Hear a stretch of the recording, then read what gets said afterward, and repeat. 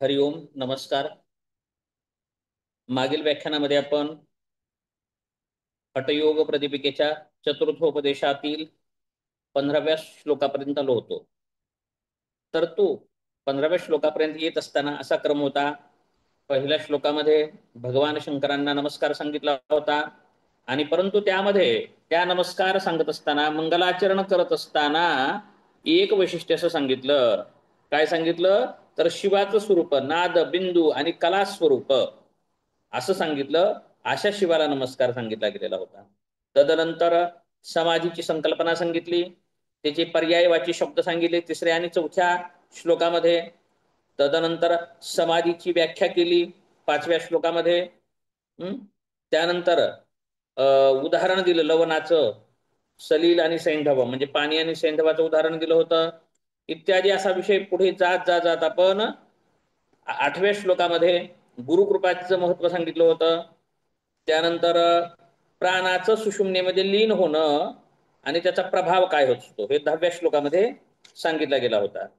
त्यानंतर मग अमरोलीची स्तुती सांगितली गेली होती आणि 15व्या श्लोकामध्ये प्राणाचा आणि मनाचा संबंध सांगितला होता. इथपर्यंत आपण आलो होतो. तरी आपण 2 श्लोक मागे जाऊया. 12व्या श्लोकापासून आपण येऊ. सुषुम्ना वाहिनी प्राणे शून्ये विशति मानसे तदा सर्वाणि कर्माणि निर्मूलयति योगवित्. प्राणवायू सुषुम्ना नळीमध्ये वाहू लागला की मन शून्य ब्रह्मामध्ये प्रवेश करते. त्यावेळी योगाभ्यासात प्रवीण मनुष्य आपली सर्व कर्मे निर्मूल करतो. काय सांगितलंय, ज्या वेळेस प्राणवायू आपल्याला माहितीच आहे, हे विषय काल बोललोच होतो. सुषुम्ना नळी काय आहे हे काही विस्ताराने आता सांगण्याची आवश्यकता आपल्याला नाहीये. तर मुद्राच्या प्रकरणामध्ये आपण मुद्रांचं वर्गीकरण केलं होतं. तर प्राणवायू सुषुम्ना नळीमध्ये म्हणजे सुषुम्ना नाडीमध्ये वाहायला लागला त्यावेळेस काय होतं तर मन हे शून्य ब्रह्मामध्ये प्रवेश करतं. आणि त्यावेळेस काय होतं, मग शून्य ब्रह्मामध्ये प्रवेश झालं, मग काय त्याचा परिणाम आहे तर मनुष्याची सर्व कर्मे निर्मूळ झालेली असतात, म्हणजे कर्माची बंधनं शिथिल झालेली असतात, असं या श्लोकाचं तात्पर्य होतं. त्यानंतर मग काय सांगत आहेत, अमरोली नमस्तुभ्यं सोपी कालस्त्वयाजितः पतितं वदने यस्य जगदेतत् चराचरम. हे अमरोली, तुला नमस्कार होय, तुझा नमस्कार असो. का तू ज्याच्या मुखात सर्व चराचर जगत भरलेले आहे त्या काळालाच तू जिंकलेली आहेस, त्यासाठी तुला नमस्कार आहे. अमरोली, अमरोली काय आहे हे मुद्रा पण पाहिलं. अमरोली मुद्रा आहे आणि त्या मुद्रेला म्हणतात हे अमरोली. नावच त्याचं अमरोली बरं का, अमर करणारी म्हणतात हे अमरोली. सर्व जगाला ज्यांनी काळाने ग्रासलेला आहे आणि तू त्या काळाला हरवलेला आहे, म्हणून तू धन्य आहेस, तू श्रेष्ठ आहेस, म्हणून तुला माझा नमस्कार होय, असं अमरोलीची स्तवन करतात. तदनंतर सांगतात चित्ते समत्वमापन्ने वायो व्रजति मध्यमे तदा अमरोली वज्रोली सहजोली प्रजायते. आता सांगत आहेत अमरोलीचा नमस्कार सांगितला. 14व्या श्लोकात सांगतात अमरोली सहजोली वज्रोली ह्या होतात कशा, त्या कधी प्राप्त होतात तर चित्ताला समबुद्धी प्राप्त झाली की, म्हणजे चित्ताला समबुद्धी प्राप्त झाली की प्राणवायू सुषुम्ना नळीमध्ये प्रवेश करू लागतो. आता वरील श्लोकामध्ये 12व्यात काय सांगितलं होतं, प्राणवायू सुषुम्ना नळीमध्ये वाहू लागला की मनशून्य ब्रह्मामध्ये लीन होतं आणि मनशून्य ब्रह्मामध्ये लीन झालं की काय होतं तर कर्म निर्मूल होतात. अर्चनाताई बरोबर आहे ना, आज सांगितलं. तर मग आपण विचारला पाहिजे प्रश्न काय, मग प्राणवायू सुषुम्ना नळीमध्ये कधी वाहू लागतो, कधी वाहू लागतो तर सांगतात चित्ताला समबुद्धी प्राप्त झाली की प्राणवायू सुषुम्ना नळीमध्ये प्रवेश करू शकतो. आला संबंध जोडला, वाहू लागतो, ठीक आहे. आणि मग काय होतं त्यामुळे, आणि तो प्राणवायू सुषुम्ना नळीमध्ये प्रवेश करू लागला, वाहू लागला, त्यावेळेस काय होतं तर अमरोली सहजोली आणि वज्रोली या मुद्रांचा प्रभाव जाणवू लागतो. कधी कधी या मुद्रांचा प्रभाव कधी जाणवू लागतो, चित्तास समत्व चित्ताला आल्याच्या समबुद्धी प्राप्त झाली की प्राणवायू सुषुम्ना नळीमध्ये प्रवेश करू लागतो. सुषुम्ना नळीमध्ये प्राण प्रवेश झाला की या 3 मुद्रा सिद्ध होतात, म्हणजे या मुद्रा करता येतात किंवा सिद्ध होतात मुद्रा. मग हे मुद्रा सिद्ध होतात कशाने, प्राणवायू सुषुम्ना नळीमध्ये प्रवेश करण्याने. आणि प्राणवायू सुषुम्ना नळीमध्ये प्रवेश कधी करतो तर चित्ताला समबुद्धी प्राप्त झाल्यानंतर हे इथं या श्लोकाचं वैशिष्ट्य आहे. ठीक आहे, आपण इथंपर्यंत आलो होतो. आता विषय इथून प्रारंभ झालाय. काल इथंपर्यंत आलो होतो आपण. ज्ञानम कुतो मनसि संभवतीह तावत् प्राणोपि जीवति मनो म्रियतेन यावत् प्राणो मनोद्वयं विलयो न यद्यो मोक्षम स गच्छति नरो न कथंचिदन्याः. म्हणतात जोपर्यंत प्राणवायू जिवंत आहे व मनाचे व्यापार चालू आहेत तोपर्यंत मनास ज्ञान कुठून मिळणार. आणि जो मनुष्य प्राण व मन या दोहींचा लय करतो म्हणजे सर्व व्यापार थांबवतो तो निश्चित मोक्षपदी जातो, दुसरा कोणी जात नाही. मग यावेळेस मी म्हटलं होतं की समाधीची व्याख्या सांगितल्या गेल्या होत्या अगोदर 3, बरोबर आहे ना? हो सर. तर त्यामध्ये काय सांगितलं होतं? यदा संक्षीयते प्राणो मानसं च प्रलीयते तदा समरसत्वं च समाधीरभिधीयते. अगोदरच्या 13-14व्या श्लोकात सुद्धा हे आलेलं आहे. म्हणजे समरस झाल्याशिवाय, समत्व चित्ताला प्राप्त झाल्याशिवाय प्राणवायू सुषुम्नेमध्ये जात नाही आणि प्राणवायू सुषुम्नेमध्ये गेल्याशिवाय ह्याच 3 मुद्रा होत नाहीत असं म्हणलं होतं. आणि हे झालं म्हणजे समाधी होय, हेही सांगितलं आहे. तर इथे काय सांगतात मग, जोपर्यंत प्राणवायू जिवंत आहे, जिवंत आहे म्हणजे क्रियाशील आहे, आणि तोपर्यंत मनाचे व्यापार चालूच असणार. आणि जोपर्यंत मनाचे व्यापार चालू आहे तोपर्यंत ज्ञान होणार नाही, मनाला ज्ञान होणार नाही, मन निश्चल होणार नाही, मन समत्वाला प्राप्त होणार नाही. म्हणजे मनुष्याच्या प्राणाचा आणि मनाचा दोन्हीचा लय होणे, दोन्हीचा व्यापार थांबविणे, दोन्हीच्या क्रिया थांबणे म्हणजेच मोक्ष होय. दुसरा कोणीच मोक्षपदाला जाऊ शकत नाही. ठीक आहे, कळाला अर्थ? कळाला अर्थ. आणि हे प्राणाचं आणि मनाचं लय करणे, समरस करणे म्हणजे समाधीरभिधी येते. 6व्या श्लोकात सांगितलेलं आहे पहा. 6व्या श्लोकात हे सांगितलेलं होतं. ठीक आहे, मग आता पुढे आणखी सांगणार आहेत. ह्या प्राणाचा आणि मनाचा काय संबंध आहे बाबा? प्राणाचा आणि मनाचा काय संबंध आहे तर पुढे सांगणार आहेत. प्राणाचा आणि मनाचा काय संबंध आहे तर पुढील श्लोकामध्ये सांगत आहेत 16व्या. सुषुम्ना नाडीमध्ये वायूचा निरोध करण्याचं महत्व सांगत आहेत. आता 16व्या श्लोकात काय सांगत आहेत? सुषुम्ना नाडीमध्ये वायूचा निरोध करणे, अडवणे, आणि त्याचं महत्व काय आहे हे सांगत आहेत. ज्ञात्वा सुषुम्ना संभेदम कृत्वा वायुंच मध्यगम स्थित्वा सदैव सुस्थाने ब्रह्मरंध्रे निरोधयेत. नेहमी चांगल्या स्थानावर बसून, हे पण झालंच होता काल, नेहमी सुस्थानावरती बसून सुषुम्ना नाडीमध्ये, सुषुम्नेमध्ये म्हणजे मध्यम नाडी कोणती आहे, मध्य नाडी कोणती आहे तर सुषुम्ना, त्या मध्य नाडीमध्ये मध्य नाडीचं मुख खुले करण्याचे तंत्र समजावून घेऊन प्राणवायू त्या नडीमध्ये जाईल असा प्रयत्न करून तो ब्रह्मरंध्रामध्ये थांबवून धरावा. तर आपण इथे याच वेळेस पाहिलं होतं, मुद्रा काय सांगितल्यात आपल्या? सुषुम्ना नडीमध्ये वायूचा प्रवेश करवून देणाऱ्या काही मुद्रा सांगितल्या गेल्या होत्या, बरोबर आहे? तर त्या मुद्रेने ते तंत्र प्राप्त करायचे. कशाचं तंत्र? सुषुम्ना नाडीमध्ये प्राणाचा प्रवेश करून देण्याचं. आणि ते झाल्याच्या नंतर काय करायचंय तर त्या वायूला ब्रह्मरंध्रामध्ये स्थापन करायचं आहे, थांबवायचं आहे असं सांगितलंय. आणखी पुढे काय करायचंय मग? थांबवायचं नुसतं, पुढे काय करावं लागेल? सूर्या चंद्रमसो दत्तः कालम रात्रींदिवात्मकम भोक्त्री सुषुम्ना कालस्य गुह्यमेतत् उदावृतम. सूर्य व चंद्र हे दोन्ही दिवस व रात्रशा तऱ्हेने काळ सांभाळतात, पण सुषुम्ना ही काळाचे भक्षण करते. ही गुप्त गोष्ट इथे सांगितली आहे. वायू ब्रह्मरंध्रामध्ये लीन होऊन जातो म्हणजे सुषुम्ना कालभक्षक मानली जाते. काय अर्थ कळाला नसेल, अर्थ सांगतो याचा. काय सांगितलेलं आहे? चंद्रनाडी म्हणजे इडा नाडी, तिलाच वाम नाडी, डावी नाडी म्हणतात. सूर्य नाडी तिलाच पिंगला नाडी म्हणतात, तिला दक्षिण किंवा उजव्या बाजूची नाडी म्हणली जाते. आणि हे काय करते तर कालाचं नियंत्रित करतात. कालाचं, काळ म्हणजे काय? काळ म्हणजे काय? समय. समय म्हणजे वेळ. तर दिवसाचं प्रतिनिधित्व कोण करतं? सूर्य आणि चंद्रापैकी सूर्य.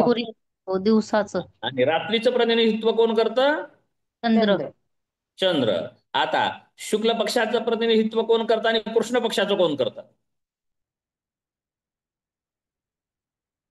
बरं, जाऊ द्या, उद्या सांगा.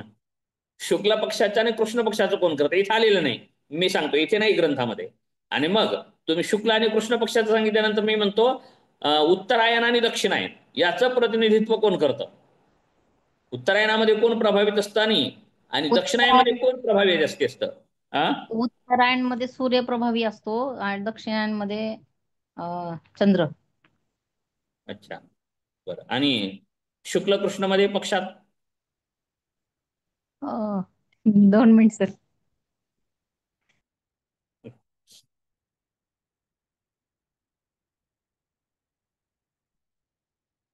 नका नका तपासून नका, कुठं तर गुगलवर टाकून नका. तर शुक्ल पक्षामध्ये चंद्र वाढत जातो आणि कृष्ण पक्षामध्ये चंद्र क्षीण होत जातो. यावरून ठरलं शुक्ल पक्ष चंद्राचा, कृष्ण पक्ष सूर्याचा. ठीक आहे, चला आपल्याला इथं फक्त काय घ्यायचंय?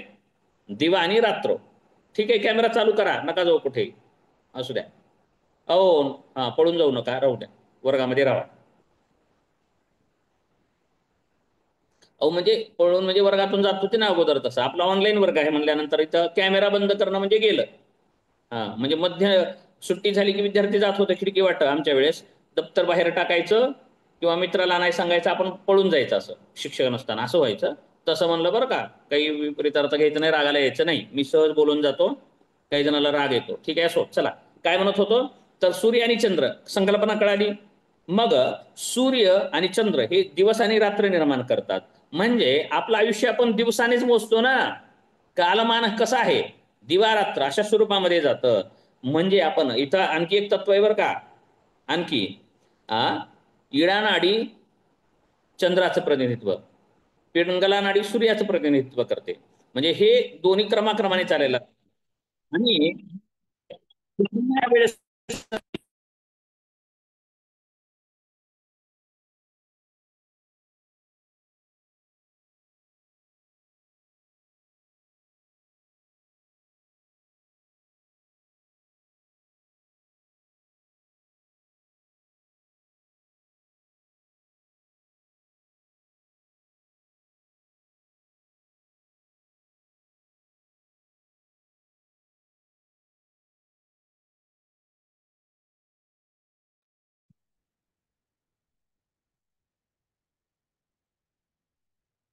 आवाज येतोय ना?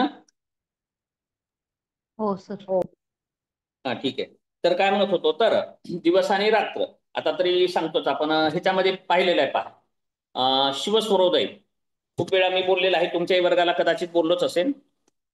तर शिवस्वरोदयमध्ये सांगितलं आहे की इडा म्हणजे सूर्य, नाही चंद्र आणि नाडी, दिवस रात्र, प्रतिपदा. प्रतिपदा येते कोणती प्रतिपदा? अमावस्येच्या नंतर शुक्ल पक्षातील प्रतिपदा. शुक्ल पक्षातील प्रतिपदेला, पण हे नाही सांगण्याची गरज, जाऊ द्या, सांगितलं थोडक्यात सांगतो. सुरुवातीला सूर्योदयाच्या वेळेस इडा नाडी चालू असते. इडा नाडी म्हणजे उजवी नागपुडी चालायला डावी नागपुडी चालायला लागते. त्यानंतर 1 तास बरं का उजवी नागपुडी चालते. उजवी डावी म्हणजे इडा पिंगला असे चालायला लागते. असं संध्याकाळ झाली की परत सुरुवातीच्या तासामध्ये उजवी नागपुडी चालायला लागते. उजवी डावी असं चालायला लागते. असं प्रतिपदा, द्वितीया आणि तृतीया हे 3 दिवस सूर्योदयाच्या प्रसंगी. हे इथला विषय नाही, पण मी समजवण्यासाठी सांगतोय. कुणाला कळेल ते कळतील, जे साधक आहेत त्यांना याचा लाभ घेतील, जे बाकीचे ते ऐका उगं आणि सोडून द्या. हा, एक्स्ट्रा सांगतोय ते. तर बघा होतंय का असं. तर सूर्योदयाच्या प्रसंगी म्हणजे प्रतिपदा, द्वितीया आणि तृतीया हे 3 दिवस सूर्योदयापासून दिवस मोजला जातो. आपल्याकडे रात्रीच्या 12-1 असं नसतं मोजलं जातं. उदयात उदयम वारम. वार ही संकल्पना कशी माहितीये का? तर सूर्योदय झाला म्हणजे वार सुरू झाला, दिवस सुरू झाला, ही आपल्याकडची पद्धती आहे मोजण्याची. पण इंग्रजी पद्धतीने आपण रात्री 12लाच, मग काही जण तर 12 वाजले रात्रीचे की फटाके वाजवतात, वाढदिवस, जयंती, उत्सव, अशास्त्रीय येते. काही जण रात्री 12 वाजले की वार संपला म्हणून जेवण करतात, भूक लागली की, सोमवार, एकादशी, जे काय असेल ते करतात ना. हो म्हणा की. हो सर. हो. हा, तसं नाही. तर वार, व्रत किंवा दिवस कधी सुरू होतो? तर सूर्याबरोबर सुरू होतो दिवस, बरं का. म्हणजे सूर्योदय होतो त्यावेळेसच दिवसाला प्रारंभ होतो. तर सूर्योदय झाला, निसर्ग सांगतोय मी, त्यावेळेस सूर्योदयाच्या प्रसंगी म्हणजे तिथून दिवस सुरू झाला. तर पहिल्या तासामध्ये, म्हणजे पूर्वी तास हे गणनेचं प्रकार नव्हतं, 2.5 घडी. 2.5 घडी, 1 घडी म्हणजे किती?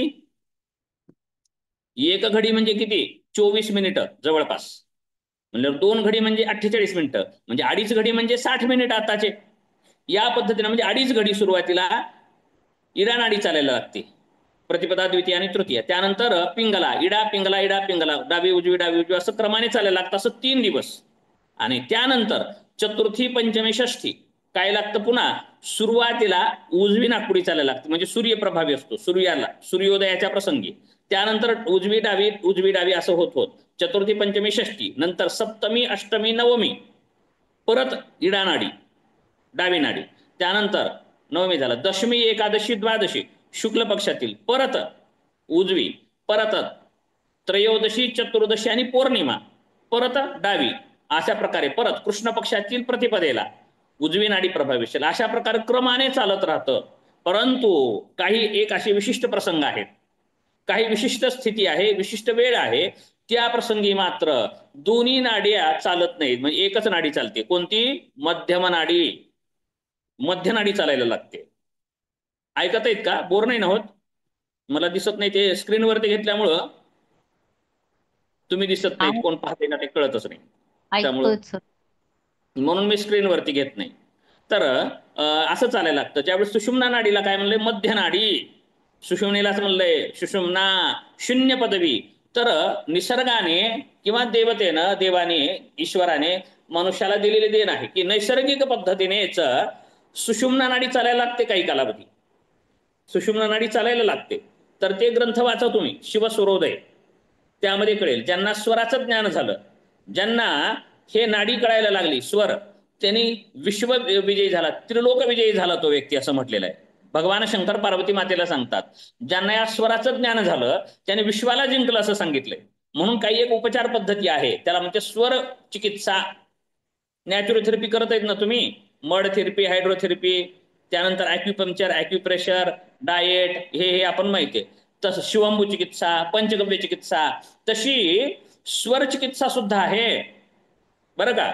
तर याच पद्धतीने आपल्याला स्वरावरनं कळतं की आजार होणार आहेत, शुभ घटना घडणार आहेत, अशुभ घटना घडणार आहेत. यावरती ज्योतिष सुद्धा कळतं, पुढील भावी काळातील होणाऱ्या घटना कळतं, आपलं आरोग्य कळतं, आपल्या नातेवाईकासंबंधी शुभाशुभ घटना कळायला लागतात, असं ग्रंथात आलेलं आहे. मात्र नैसर्गिक हे असं क्रमाने चालायला लागतं. परंतु काही विशिष्ट प्रसंगी सुषुम्ना नाडी चालायला लागते, त्यावेळेस मात्र दोन्ही नाडी एक होतात आणि त्यावेळेस आध्यात्मिकता आपोआपच उगम झालेली असते. म्हणून सुषुम्ना ज्यावेळेस चालायला लागते त्यावेळेस प्रापंचिक व्यवहारिक कार्य नाही केले पाहिजे, किंवा धार्मिक स्थिती असताना किंवा प्राणायाम करत असताना, आपण प्राणायाम करत असताना किंवा ध्यान करत असताना मध्य नाडी आपोआपच सुरू व्हायला लागते. आणि ते व्हायला लागते त्यावेळेस दिवस आणि रात्र थांबलेलं असतं.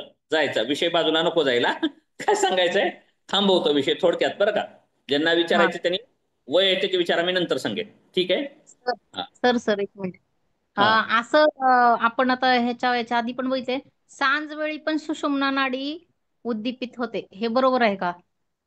हो, सांजवेळी म्हणजे सूर्य अस्त होत असताना, सूर्यास्ताच्या वेळी, सूर्योदयाच्या वेळी, बरं का? सूर्योदयानं सूर्यास्त. आपण मग काय करतात लोक माहिती आहे का? दुपारी करायच्या क्रिया 12वर धरतात लोक. लय अशास्त्रीय लोक हे, काय जाऊ द्या शब्द, काय मूर्ख कशाला म्हणू मी, वेडेपणा खूप आहे धार्मिक गोष्टीत. धार्मिक लोक सुद्धा जे मध्यान्ही करायच्या क्रिया, मध्यान्ह कितीला म्हणतात? 12ला. परंतु सूर्योदय करेक्ट 6ला होतो का कधी? 2-2 मिनिटं पुढं पुढं दररोज पुढे सरकत जातो, मागेही येत असतो. 21 जूनला सर्वात मोठा काय असतो? दिवस 21 असतो. जूनला दिवस दिवस असतो. म्हणजे 24 तासाच्या पुढं, म्हणजे 25 तास जवळपास दिवस असतो. म्हणजे रात्र किती झाली? 23च तास ना. मग मध्यरात्र किंवा मध्य दिवस कधी मोजावं लागेल? संपूर्णानुसार. ठीक आहे, चला विषय तुम्हाला कळतोय, ते काही मी सांगण्याची गरज नाही. तर अशा प्रकारे जो सूर्योदय असतो आणि सूर्यास्त असतो त्या प्रसंगी, आणि सूर्योदय सूर्यास्त प्रत्येक गावाचे कॅलेंडरवर, घड्याळीवर होत नाही. कारण भारतीय प्रमाण वेळ कुठून ठरली जाते माहितीये? पण भारतीय सर प्रमाण वेळ सर विषुववृत्तावरून, सर मध्य अहो, विषुववृत्तावरून. विषुववृत्त हे अक्षवृत्त झालं, नका असं करू बाबू. नका नका, विषुववृत्त नका म्हणू, रेखावृत्त. रेखावृत्त, तर रेखावृत्त किती आहेत? 360, बरं का. तर त्यापैकी शून्य रेखावृत्त ग्रीनिचचं झालं, आणि मग आपला भारत काय, मी भूगोल शिकवायला लागलो का अवघड आहे, नका भाऊ जाऊ द्या विषय, मला कुठे पण जायची सवय आहे, अवघड आहे जास्ती. ते अरुणाचल प्रदेश मधले एक जागा आहे की ती सगळ्यात अगोदर सूर्योदय तिथे होतो, म्हणजे पूर्वेला आहे ना भारताच्या, आणि सूर्योदय होत होत होत होत होत इकडं गोल आहे ना पृथ्वी, भूगोल सांगायची काही गरज नाही. तर असं, आणि भारतातील गुजरातमधील किंवा राजस्थानमधील एक शेवटचं टोक आहे, तिकडे सगळ्यात शेवटी सूर्योदय होतो. तर मग टाइम प्रत्येकाला वेगळा धरायचा का? नाही, भारताची व्याप्ती खूप मोठी आहे. तर यासाठी मध्यरेखा एक धरलेली आहे, ते अलाहाबाद म्हणजे प्रयागराज इथून जी रेखा जाते त्या रेखेचं टाइम हा भारतीय प्रमाणवेळ मानलेली आहे. नाहीतर प्रत्येक देशाचे वेगवेगळी प्रमाणवेळ असते, तर ती प्रमाणवेळ आपण धरतो. म्हणजे लातूरची प्रमाणवेळ काय? तर लातूर हे अलाहाबाद प्रयागराजच्या रेखावृत्ताच्या अलीकडे अलीकडे येतं, म्हणजे प्रयागराजला अगोदर सूर्योदय होतो त्या रेखावृत्तावरती, आणि नंतर लातूरला होतो. मग मुंबईला कधी होईल? लातूरपेक्षाही नंतर होणार. मग अशी स्थिती असते. तर यानुसार सूर्योदय सूर्यास्त धरला पाहिजे. म्हणजे आपल्या रेखावृत्तावरती जो सूर्योदय होतो तो काल, आणि त्या सूर्योदयाच्या प्रसंगी सुषुम्ना नाडी आपोआपच चालायला लागते, आणि काही कालावधीपुरतं. परंतु जे प्राणायाम करतात, योगाभ्यास करतात, ध्यान साधना करतात, जप जप्य सुद्धा करतात, अशा व्यक्तींना तो कालावधी वाढवता येतो, सुषुम्नेमध्ये कालावधी वाढवता येतो. म्हणून सुषुम्नेमध्ये जे झालेलं कर्म आहे तर आध्यात्मिक कार्य यशस्वी होतं. तर तो ग्रंथ वाचा तुम्ही, शिवस्वरोदय. प्रथम सत्राच्या खूप विद्यार्थ्यांनी घेतलं होतं. उपनिषद सांगत असताना मी सांगितलं होतं हे, का तत्वज्ञानावेळेस काय लक्षात येत नाही, पण सांगितलं होतं. खूप जणांनी ते पुस्तक घेतलं, त्यानंतर काही प्रश्न विचारले. आता तुम्हाला सगळं सांगणं काही शक्य नाही. आता जर ते सांगायला लागलो तर विषय दुसरीकडेच जाईल. तर मला काय सांगायचं होतं, तर यांना ह्या सूर्यचंद्राचं जर ज्यांना ज्ञान झालं तर ते यावरती चिकित्सा सुद्धा करू शकतात. यावरनं असं सांगितलं जातं की 1 वर्ष अगोदर सुद्धा आपली मृत्यू दिसायला लागते, स्वरावरनं कळायला लागतं, बरं का. समजा मी हे सांगितला क्रम, सूर्योदयाच्या वेळी मग डावी नाकपुडी चालते, नैसर्गिक ज्यांचं आरोग्य चांगलं आहे, सर्व ठीक आहे, त्यांचं या क्रमाने चालायला लागतं. आणि जर बिघडलं, बरं का, चंद्र चालायच्या जागी सूर्य चालायला लागलं, आणि सूर्य चालायला पाहिजे तिथं चंद्र चालायला लागलं, तर ते समजायला पाहिजे आपण काहीतरी विपरीत होणार आहे. मग एक दिवस झाला असं, तर त्या ग्रंथात सांगितलंय काय संकट येणार आहे. दुसऱ्या दिवशी पण तसंच झालं, भयंकर दुसरं संकट काय येणार आहे. तिसऱ्या दिवशी झालं असं, 8 दिवस झालं, म्हणलं राम राम म्हणा, निघायची वेळ झाली, असं सुद्धा म्हणलेलं आहे त्यामध्ये. तर यावरून आपल्याला कळतं, आलं का लक्षात, निसर्ग आपल्याला सोबतच सांगतोय. आपल्याला उष्णतेचे विकार होणार आहेत का, कफाचे विकार होणार आहेत, मानसिक विकार होणार आहेत, काय रोग होणार आहे, हे आपल्याला स्वर सांगतात. मग यावरूनच काही एक चिकित्सा पद्धती विकसित झालेली आहे की डावी नाकपुडी चालवायची सतत, कधी उजवी नाकपुडी चालायची. काही ग्रंथामध्ये असं सांगितलं की दिवसा, इथे नाही आलं तिथे सांगितलं काय केलं पाहिजे. आता विषयावरती येतो. तर अर्चनाताई, काय करायचं आहे, दिवसा कोण असतो प्रभावी? सूर्य. दिवस कोणाचा आहे? सूर्य. सूर्याचा. तर दिवसा सूर्याला मारायचं चंद्राने, असं सांगितलंय तिथे. आणि कसं मारायचं ते तंत्र आहे. दिवसा सूर्याला मारायचे. कोणी मारायचं? चंद्राने सूर्याला मारायचं, बरं का. आणि रात्री कोण प्रभावी असतो? चंद्र. चंद्र. त्यावेळेस चंद्राला सूर्याने मारायचं, म्हणजे विजय मिळवायचा. दिवसा चंद्र चालवायचा आणि रात्री सूर्य चालू ठेवायचा, आणि ही योग्यांना क्रिया जमते, असं सांगितलंय तिथे. मग योगी याच्याही पुढे जातात, परत काय करतात, शुक्ल पक्षामध्ये आणि कृष्ण पक्षामध्ये परत कोण चालवायचं, काय चालवायचं, हे असं एवढा प्रभाव नाडीवरती झालेला असतो. म्हणून असं एक सांगितलंय त्यामध्ये की ज्यावेळेस इडा नाडी, सुषुम्ना नाडी चालायला लागते, त्यावेळेस दिलेला शाप किंवा आशीर्वाद सुद्धा यशस्वी होतात. म्हणून त्या वेळेमध्ये प्रापंचिक क्रिया नाही केल्या पाहिजे. म्हणूनच कदाचित, चला विषय गेला दुसरीकडे. तर काय सांगायचं होतं, रात्री दिवात्मकम, विषय येऊ दे आपला, विषयावरती पुन्हा विचारा. काय सांगत होतो? सूर्याचंद्रमसो धत्ता कालम रात्री दिवात्मकम भोक्त्री सुषुम्ना कालस्य गुह्यम एतद उदाहृतम, म्हणजे ही सुषुम्ना काय आहे? काळाचा भोग घेणारी आहे. म्हणजे काळाचं स्वरूप काय आहे? दिवस रात्र. काळाचं स्वरूप काय आहे? दिवस रात्र. काळाचं स्वरूप काय आहे? सूर्य चंद्र. काळाचं स्वरूप काय आहे? इडा किंवा पिंगला नाडी. मग जीव मृत्यूच्या छायेमध्ये काय आहे? तुम्ही सांगा. इडा किंवा पिंगलेमध्ये राहतो तो काळाच्या छायेमध्ये आहे, आणि जो सुषुम्नेमध्ये प्रवेश करतो मग तो काय होतो? काळावरती विजय प्राप्त करतो. कारण ही सुषुम्ना काय आहे?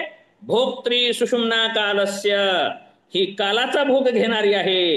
ही सुषुम्ना नाडी, ही मध्य नाडी काळाला हरवणारी आहे.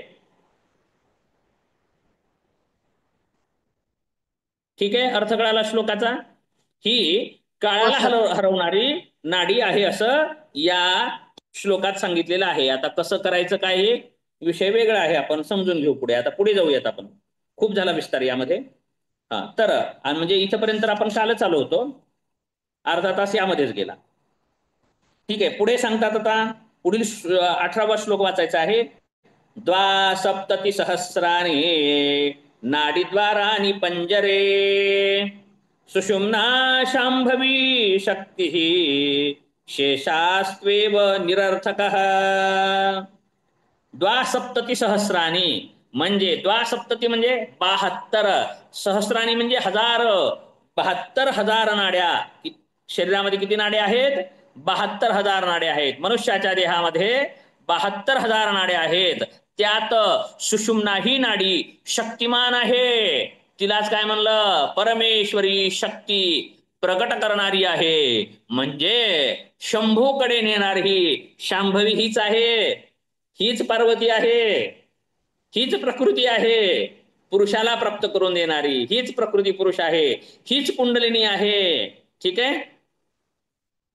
ही मध्य नाडीची सुषुम्ना काय आहे? शांभवी म्हणले ना, शांभवी शक्ती ही परमेश्वरी शक्ती प्रकट करणारी आहे. तुलना करता अन्य नाड्या योगाच्या हेतुसिद्धीसाठी निरुपयोगी आहेत. शेषास्त्वे निरर्थक, म्हणजे शेष नाड्या म्हणजे कोणत्या नाड्या? बाकीच्या उरलेल्या 72,000 नाड्या ह्या यौगिक दृष्टीने, बरं का अर्चनाताई, बाकीच्या नाड्या यौगिक दृष्टीने निरर्थक आहेत, परंतु फिजिओलॉजिकल दृष्टीने म्हणा ना उपयोगी आहे. बरोबर आहे? उपयोगी आहे. परंतु अध्यात्म साधनेच्या निमित्ताने म्हटलं तर एकच सुषुम्ना महत्वपूर्ण आहे. मग काही ग्रंथामध्ये असं आलेलं आहे पहा, नाड्यांचं वेगळं वर्णन केलेलं आहे. कोणकोणत्या ग्रंथात काय केलं हे काही सांगण्याची आवश्यकता नाही, तरी सांगतोच. सर्वच ग्रंथकारांनी 72,000 नाड्या मानल्यात, त्यापेक्षा अधिक मानल्यात, बरं का. परंतु वसिष्ठ संहितेमध्ये 14 नाड्या सांगितल्या गेलेल्या आहेत. गोरक्ष शतकम मध्ये 10 नाड्या मानलेल्या आहेत. परंतु सगळ्याच ग्रंथकारांनी, सगळ्याच उपनिषदांनी 3 नाड्या ह्या मानल्याच आहेत. बरोबर आहे का? कोणी 14 मानल्या, कोणी 10 मानल्या असतील, परंतु ह्या तिन्हीची गणना केलेलीच आहे सर्वांनी. म्हणून ह्या 3 मुख्य कोणत्या? इडा पिंगला सुषुम्ना तिघांनी तर मानलेल्याच आहेत. आणि त्यातही सर्वात प्रधान असणारी म्हणजे सुषुम्ना, ही सुद्धा सर्वमान्य नाडी आहे आणि हीच मुख्य नाडी आहे. हे इथून आपल्याला कळालेलं आहे. बाकीच्या नाड्या या व्यवहारासाठी आहेत. मात्र सुषुम्ना नाडी हे काय आहे? मुक्तीचा मार्ग आहे. ही शून्य पदवी आहे. ही मोक्ष प्राप्ती करून देणारी नाडी आहे असं सांगितलं गेलेलं आहे. आता पुढील श्लोकामध्ये काय सांगतात आपण पाहूयात. वायु परिचितो यस्मात् अग्निना सह कुंडलिम बोधयित्वा सुषुम्नायाम प्रविशेद निरोधतः. यामुळे अभ्यासपूर्वक नियंत्रणाखाली आणलेल्या वायू जठराग्नीसह कुंडलिनी शक्ती जागृत करून कोणत्याही प्रकारची अडचण वा अडथळा न येता सुषुम्ना नाडीमध्ये प्रवेश करतो. कशाने? सूर्यचंद्र हे 3 श्लोकात सांगितलंय ना, या पद्धतीने असं सांगितलेलं आहे. पुढे जाऊयात. सुषुम्ना वाहिनी प्राणे सिद्धयेत्तेव मनोन्मने अन्यथा त्विदराभ्यासाः प्रयासा येव योगिनाम. काय बोलत आहेत का? सर एक मिनिट सर. जी. म्हणजे आता तुम्ही सांगताय 19व्या श्लोकामध्ये की वरच्या तीन प्रकारांनी, म्हणजे वरच्या तीन म्हणजे 16, 17 आणि 18च्या ह्याच्यानी हा इकडे ह्याचं उत्तर इतर 19 मध्ये दिलंय. नाही ठीक आहे सांगतो. अवघड आहे, फास्ट घेत होतो. ठीक आहे चलू द्या. सुट्टी जास्त घेतली ना सर आपण, त्याच्यामुळे आता. ठीक आहे ठीक आहे. काय म्हणत होता विषय 19मध्ये? 19वा होता ना? ठीक आहे.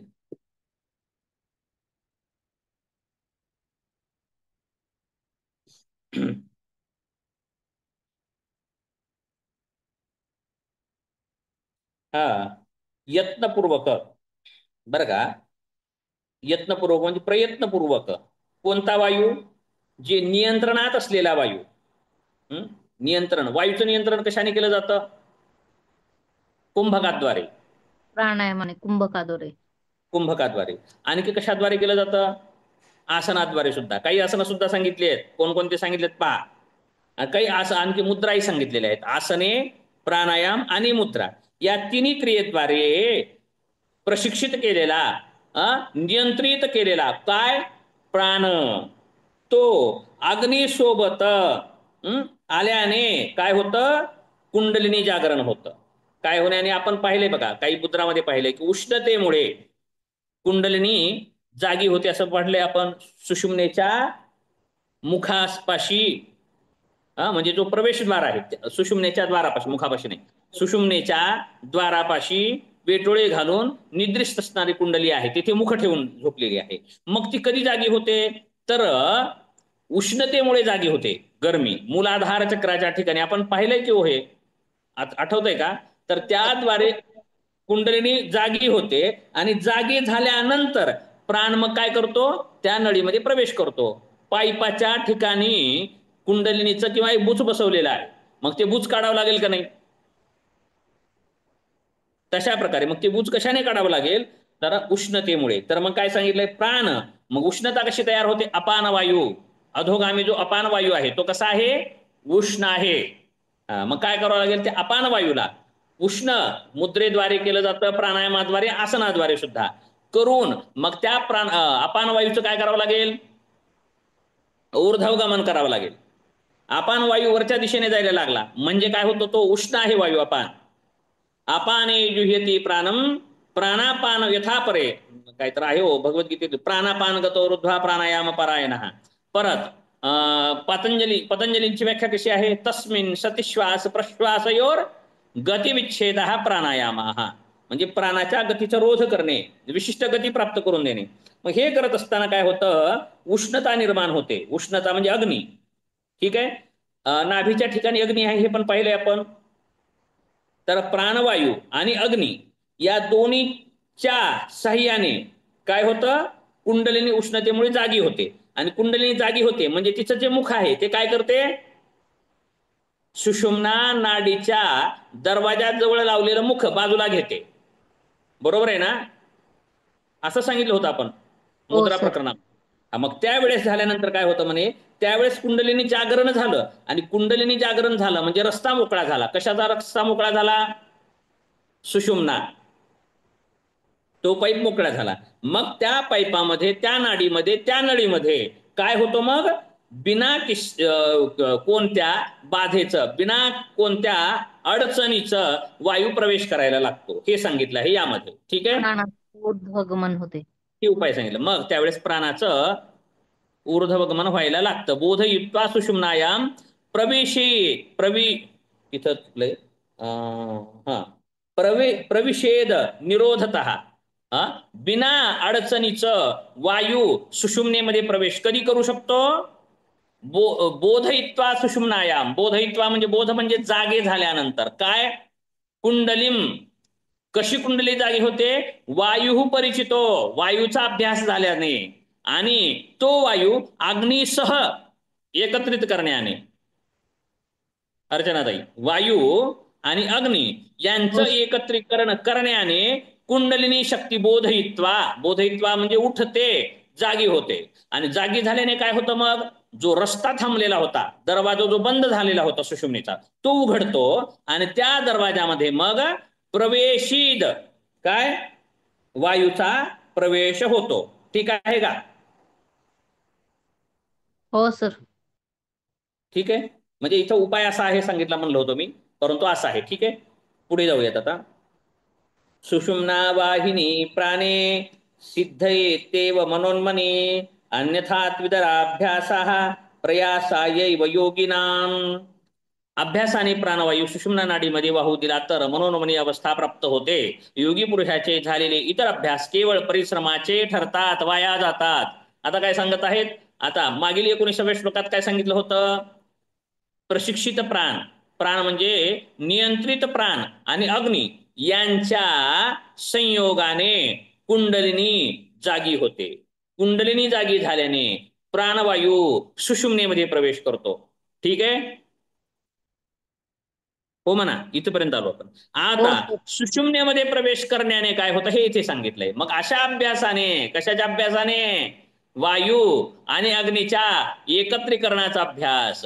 परत या दोन्हीच्या संयोगाने कुंडलिनी जागृतीचा अभ्यास, कुंडली जागेपणाच्या अभ्यासाने परत काय प्राणवायूचा सुषुम्नेमध्ये प्रवेशाचा अभ्यास करण्याने काय होतो? मग सुषुम्ना नाडीमध्ये वाहू दिला तर मनोन्मनी अवस्था प्राप्त होते. कोणती अवस्था प्राप्त होते?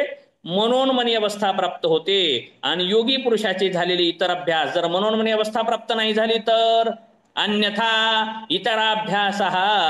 अन्यथा म्हणजे जर मनोन्मनी अवस्था प्राप्त झाली नाही तर अन्यथा इतराभ्यास. जर कुंडलिनीचाच अभ्यास झाला नाही, प्राणवायूचा प्रवेशच झाला नाही, मनोन्मनी अवस्था प्राप्तच झाली नाही तर मग काय आहे? अन्यथा मग काय? इतराभ्यास. इतराभ्यास काय आहे? तर प्रयासायैव योगिना. मग हे प्रयास सगळे निरर्थक आहेत. आसन केलेले, मयुरासन येतंय, शीर्षासन येतंय, ओंकारासन येतंय, हलासन येतंय, आणखी सर्वांगासन येतंय, परत काय बकासन येतंय, लय अवघड अवघड आसन येतात. मोक्ष प्राप्त झाला का? कुंडलिनी शक्ती जागृत झाली का? हे जर नाही. झालं नाही तर सगळं इतर योगिक क्रिया या निरर्थक आहेत असं सांगितलेलं आहे. ठीक आहे, निरर्थक आहे सांगितले यांच्या दृष्टिकोनातून, आपल्या नाही. आपण योगात साधक म्हणून आलेलो नाही, आपण थेरपिस्ट म्हणून आलेलो आहोत. आपण योग साधना म्हणून नाही आलो. आपण योग स्वतःसाठी आलेलोच नाहीत आपण, त्यामुळे आपल्यासाठी नाही आहे बरं का. जी योग साधना म्हणून करत आहेत, योगसिद्धी प्राप्त करायची. योगसिद्धी म्हणजे रिद्धी सिद्धी नाहीये. योगाची सिद्धी काय? तर चित्त निरोध. योगाची सिद्धी काय? तर मोक्ष प्राप्ती. योगाची सिद्धी म्हणजे काय? कर्मबंधनाचं शिथिलत्व, क्लेशाचं नष्ट करणं, जन्म मरण सोडवणं, हे त्यांच्यासाठी आहे. मग त्यांनी काय करावं लागेल? सुषुम्नेमध्ये प्राणाचा प्रवेश करावा लागेल, मनोन्मनी अवस्था प्राप्त करावी लागेल. आणि जर हे तुम्ही नाही केलं तर इतर शुद्धी क्रिया, आसने, प्राणायाम, काय काय काय काय सगळ्या क्रिया या निरर्थक आहेत असं या श्लोकामध्ये सांगितलं गेलेलं आहे. चला आपण पुढे जाऊयात. आता मग आता आता विषय दुसरीकडे येतोय. आता काय आहे विषय? इतका वेळ विषय काय होता? मन पवन, मन प्राण, प्राण मन एकत्रीकरण करणे, कुंडलिनी जागृत करणे, सुषुम्नीचा प्रवेश करणे. मग मनाचा आणि प्राणाचा काय संबंध आहे हो? एकदा सांगा. आता प्रश्न विचारला, लई सांगायला लागलो बाबा. आता हे मनाचं प्राणाचा काय संबंध आहे बाबा? मनोन्मनी अवस्था काय आहे? प्राणवहन काय आहे? मग आता प्राणाचा मनाचा संबंध 21व्या श्लोकामध्ये सांगत आहेत. काय सांगत आहेत? मनाचा आणि प्राणाचा संबंध काय या दोघाचा हे श्लोकामध्ये सांगितलेलं आहे. पवनो बध्यते येन मनस्तेनैव बध्यते, मनश्च बध्यते येन पवनस्तेन बध्यते. खूप छान श्लोक आहे बरं का. पवनो बध्यते येन मनस्तेनैव बध्यते, मनश्च बध्यते येन पवनस्तेन बध्यते. ज्याने वायूला बांधलं किंवा रोखलं त्याने मनाला सुद्धा बांधलं, रोखलं. आणि ज्याने मनाला बांधलं त्याने वायूला सुद्धा रोखलं. काय सांगत आहेत? वायूवर ज्यांनी नियंत्रण केलं अर्चनाताई, त्यांनी मनावर सुद्धा नियंत्रण केलं. आणि ज्यांनी मनालाच नियंत्रण केलं, प्राणाचं नियंत्रण केलं नाही, त्याने सुद्धा प्राणाचं नियंत्रण केलं. म्हणजे चित्तवृत्तीचा निरोध झाला तरीही प्राण स्थिर होतो. पातंजली योग दर्शन आणि हठयोगाचा संबंध जोडतोय बरं का मी. बरं का. जर आपण जर प्राणस काय केला, स्थिर केला, तर चित्तवृत्ती म्हणजे मन स्थिर आपोआपच होतं. मग नाही प्राणायामाकडे आम्हाला जायचं नाही, मनाकडेच जायचंय. आणि ज्यांनी मन स्थिर केलं तरी प्राण स्थिर होतो. आलं का लक्षात? हो एकाच उपायाने दोन्ही साध्य हो होतात. मन स्थिर झालं तरी प्राण स्थिर होतो, आणि प्राण स्थिर झाला तरी मन स्थिर होतं. हे या श्लोकामध्ये सांगितलेलं आहे. आता पुढे मनाचं वासनेचं आणि वायूचं निर्भरता सांगतात. मनाची आणि वासनेचं निर्भरता एकमेकावरती, आणि मनाची वायूवरची निर्भरता एकमेकावरचं आधारत्व अवलंबित्व सांगत आहेत 22व्या श्लोकामध्ये. हेतुद्वयं तु चित्तस्य वासनाच समीरणः तयोर्विनष्टम् एकस्मिन् स्तोद्वावपि विनश्यतः. मनाच्या दोन प्रवृत्ती आहेत, एक म्हणजे वासना व दुसरी म्हणजे प्राणवायू. यापैकी एक नष्ट झाली तरी दोन्ही नष्ट पावतात. आहा, छान. आता मनाच्या दोन अवस्था, हे योग वसिष्ठ सुद्धा आपल्याला अभ्यासाला का ठेवलंय कळायला पाहिजे तुम्हाला. हो सर. योग वसिष्ठात हे आल्या का गोष्टी? हो सर. हा, योग वसिष्ठ, हटप्रदीपिका आणि योग दर्शन, ह्या तिन्हीचं सुद्धा एकत्रीकरण करता आलं पाहिजे आपल्याला. बरं काय, तिन्ही योग ग्रंथ आपल्याला एकत्रित अभ्यास करता आले पाहिजे. ठीक आहे, चला.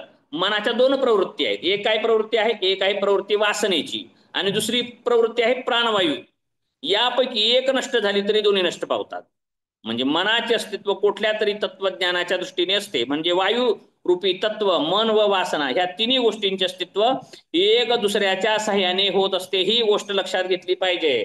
वासना क्षय आलंय का? चित्तनाश, हो सर. संवित विषय होता हा तो.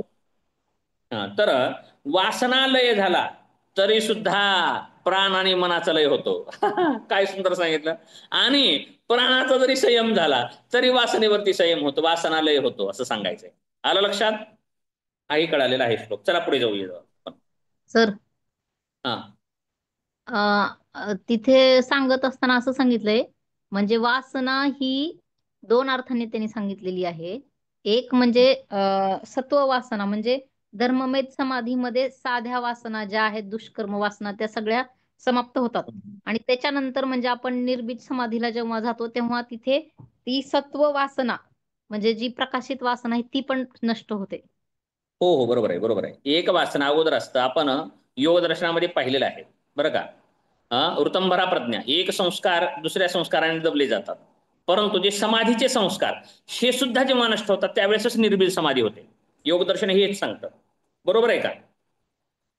सत्वाच्या आधिक्याने इतर गुणांचा प्रभाव कमी होतो. म्हणजे व्युत्थान दशेचे संस्कार समाधीच्या संस्काराने दबले जातात. परंतु ज्या वेळेस हे समाधीचे संस्कार, ऋतंभरा प्रज्ञेचे संस्कार सुद्धा संपतात त्यावेळेसच निर्बीज समाधी होते. हो सर. योगदर्शनातही येतं असंच आहे. ठीक आहे, पुढे जायचं का? इथे काही नाही ना शंका? नाही सर. इथे नाही ना काही? पुढे घ्या सर. हा, ठीक आहे. हा, सुंदर आहे बरं का श्लोक. इथे बोलण्यासारखं खूप छान आहे, परंतु प्रवचन होईल ते. प्रवचनाचा आपला हेतू नाही, आपल्याला श्लोक समजावायचे, योगापुरता मर्यादितच बोललं पाहिजे आपण. ठीक आहे, पुढे जाऊयात आपण. मनो यत्र विलीयेत पवनस्तत्र लीयते, पवनो लीयते यत्र मनस्तत्र विलीयते. ज्या ठिकाणी मन लीन होते त्या ठिकाणी वायू लीन होतो.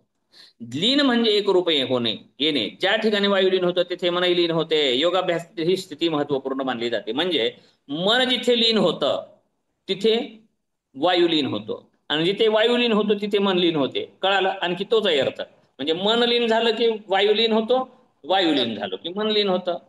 किंवा ज्या ठिकाणी हे लीन होतं त्या ठिकाणी ते लीन होतं, ते ज्या ठिकाणी लीन होतं हे पण लीन होतं. ठीक आहे, सरळ अर्थ आहे. दोन्हीचा संबंध सांगत आहेत. दोन्हीचा काय सांगत आहेत? संबंध सांगितला गेलेला आहे. मनाचा आणि प्राणाचा संबंध व्यवस्थित प्रकारे सांगितला गेलेला आहे.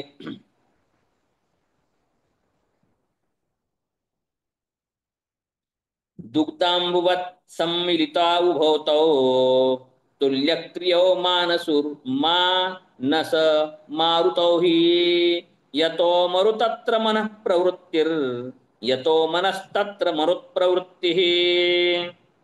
दुग्धांबुवत् सम्मिलिता उभौतौ तुल्यक्रियो मानसरूतौ मानसमारुतौ हि यतो मरुत्तत्र मनः प्रवृत्तिर् यतो मनस्तत्र मरुत्प्रवृत्तिः.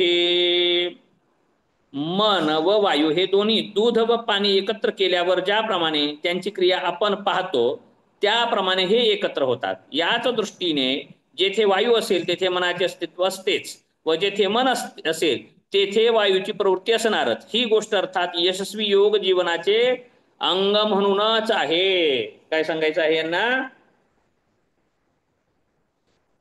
दूध आणि पाणी कसा संबंध आहे त्यांचा एकमेकांमध्ये, कसे मिसळतात हे वेगळे दिसतच नाही. दूध वेगळं आणि पाणी वेगळं दिसतच नाही. असं जसं मिसळतात तसे मन आणि प्राणीचे सुद्धा क्रिया समानच होत असतात.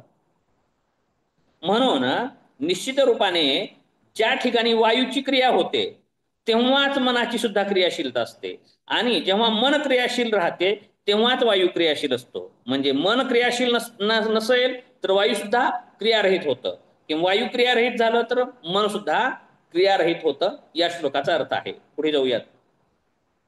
तत्रैकनाशत् परस्य नाशः एक प्रवृत्तेर अपर प्रवृत्तिः अध्वस्तयोश्चेन्द्रिय वर्ग वृत्तिः परध्वस्तयोर्मोक्ष पदस्य सिद्धिः. तत्रैकनाश परस्य नाश म्हणजे एकाच्या नाशात दुसऱ्याचा नाश. तत्र एक नाशात परस्य नाशाः म्हणजे एकाचा नाशात दुसऱ्याचा नाश म्हणजे वायू म्हणजे यापैकी एकाचा नाश झाला म्हणजे नाश म्हणजे काय? काम थांबले, स्थिरता प्राप्त झाली तर दुसऱ्याचाही नाश होतो, काम थांबते. एकाचे कार्य सुरू झाले तर दुसऱ्याचेही कार्य सुरू होते. एक प्रवृत्तेर अपर प्रवृत्ती. बरोबर आहे. म्हणजे एकाचा नाश झाला दुसऱ्याचा नाश होतो. एकाची सुरुवात झाली दुसऱ्याची पण सुरुवात होते. एक क्रियाशील झाला दुसरा पण क्रियाशील होतो. कोण हो? एक आणि दोन म्हणजे कुणाला म्हणतोय? मन व वायू. मन व वायू. वायू क्रियाशील झाला मन पण क्रियाशील होतं. मन क्रियाशील वायू क्रियाशील नाही झाला मन पण क्रियाशील होत नाही. म्हणजे मनाचा आणि वायूच्या प्राणायामाचं महत्व ओळखून घ्या इथे तुम्ही. ज्यांनी प्राणाचा संयम केला त्यांनी मनाचा संयम केला. मग जाऊ द्या, प्राणायाम करतच नाही कोणी. मनावरती ज्यांचा संयम आहे त्याला प्राणायाम करायची गरज आहे का हो? होय. ज्यांनी मनावर संयम झाला त्यांचा प्राण आपोआप संयम झाला. मग आणखी एक गोष्ट आहे बघा, एक तिसरी, आणि त्यांचा वासनेवर जरी संयम झाला तरी ह्या दोन्हीवरती संयम झाला. हे तिन्हीचा अन्योन्य संबंध सांगितलाय. खूप सुंदर सांगितलंय बरं का. लिहिण्यासाठी खूप सुंदर आहे इथे. ठीक आहे. काय सांगितलं होतं? 25वा श्लोक होता ना. एकाचा नाश झाला दुसऱ्याचा नाश होतो.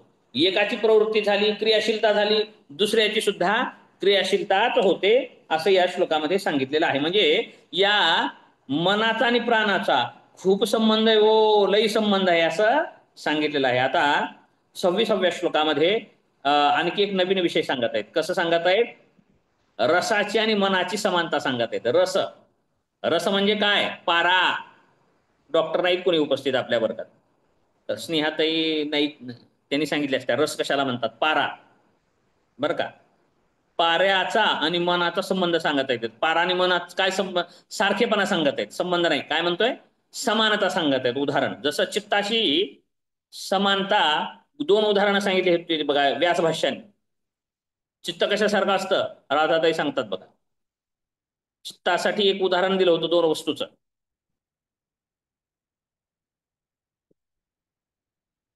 व्यासभाष्यात चित्त कसं आहे? नाही हो, थांबणार आहे 9ला. बोलल्यावर लई वाढवतील असं नाही होणार. 9ला थांबणार आहे. सांगा फक्त एकदा. लक्षात आहे का बघू द्या फक्त. अयस्कांत मनासारखं आहे. अयस्कांत. आणखी आणि पाऱ्यासारखं स्फटिकाप्रमाणे. स्फटिकाप्रमाणे. योग दर्शनाचं सांगतो, इथलं नाही. अयस्कांत म्हणजे चुंबक. मन हे चित्त हे चुंबकासारखं आहे किंवा स्फटिकासारखं आहे असं सांगितलंय. ठीक आहे, बरोबर आहे, बरोबर आहे, असंच आहे. तसं इथं काय सांगत आहे? मन आणि रस म्हणजे पारा यांच्यात काय समानता आहे आता या 26व्या श्लोकात सांगत आहेत. एवढा श्लोक वाचून मी थांबणार आहे. काळजी नसावी तुम्हाला वेळ घेण्याची. रसस्य मनसश्चैव चंचलत्वं स्वभावतः रसोबद्धो मनोबद्धम किम न सिद्ध्यति भूतले. वाह, छान. काय सांगतात? पारा हा स्थिर नसतो, चंचल असतो म्हणे, आणि मन सुद्धा स्थिर होत नाही, चंचल असतो. रसस्य मनसश्चैव चंचलत्वं स्वभावतः. रसाला म्हणजे पारा आणि मन हे स्वभावतः चंचल आहेत, हे थांबतच नाहीत, अति चंचल आहेत असं सांगतात. परंतु पण जर या दोन्हीला सुद्धा जर चंचलता थांबवता आली आणि या चंचलतेला जर स्थिरता करता आली तर काय करता येतं? रसोबद्धो मनोबद्धम किम किम न सिद्ध्यति भूतले. किंवा मग पाऱ्याला ज्यांनी स्थिर केलं त्यांना व्यवहारातल्या अनेक सिद्धी प्राप्त होतात. हा, आणि ज्यांनी मनाला स्थिर केलं त्यांना अनेक आध्यात्मिक सिद्धी प्राप्त होतात. तात्पर्य आयुर्वेदामध्ये बरं का हा प्रकार पाऱ्याचं सिद्ध करण्याचं, बरं का. पारा रससिद्धी म्हणतात त्याला बरं का अर्चनाताई. आयुर्वेदामध्ये याबद्दल आलेलं वर्णन आहे. ज्यांना हो पारा सिद्ध करता आला म्हणजे पाऱ्याला स्थिर करता आलं. मग पारा कशाने स्थिर करतात? कशाने स्थिर करतात? कशाने स्थिर करतात?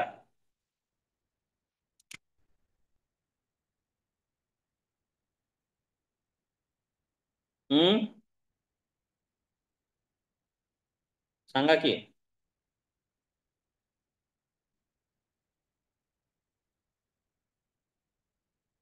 सांगतो.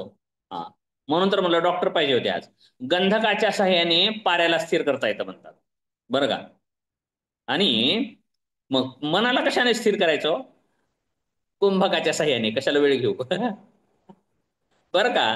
कुंभक करण्याने मन थांबवायचं, चंचलच आहे ते पण, आणि पारा पण थांबत नाही, चंचल असतो. तर त्या पाऱ्याला थांबवलं की तिथं रससिद्धी म्हणतात, ह्याला काय म्हणतात. म्हणून आयुर्वेदामध्ये आणि इतर शास्त्रातही आलेलं आहे बरं का. सुवर्ण सिद्धी प्राप्त करता येते, पाऱ्यापासून सोनं तयार करता येतं. काय सिद्धी? व्यवहारिक. जर पाऱ्याला ज्यांनी सिद्ध केलं त्यांना व्यवहारिक कोणतीच सिद्धी अवघड नाही, बरं का. त्याला रससिद्धी म्हणतात. असे रससिद्धी असणारे पूर्वी होते खूप, आताही असतील किंवा नसतील कुणाला माहिती, आपल्याला काय माहिती आहे. अशी रससिद्धी ज्यांना प्राप्त झाली त्यांना व्यवहारात काहीच कमी नाही, मग सोनंच सोनं. म्हणजे उदाहरण दिलं बरं का, सोनं. बाकीच्या पण अनेक सिद्धी आहेत वेगवेगळ्या. मग त्यामुळे काय होतं? व्याधी दूर होतात. जाऊ द्या, एवढं आपण सांगूयात. कशाला इतर सांगितलं, मी रेकॉर्डिंग पण चालू आहे, उगाच सांगितलं काहीतरी. अविवादितच बोलत असतो मी, म्हणून मला कधी कधी ते रेकॉर्डिंग टाकायला अवघडच जातं वाटतं.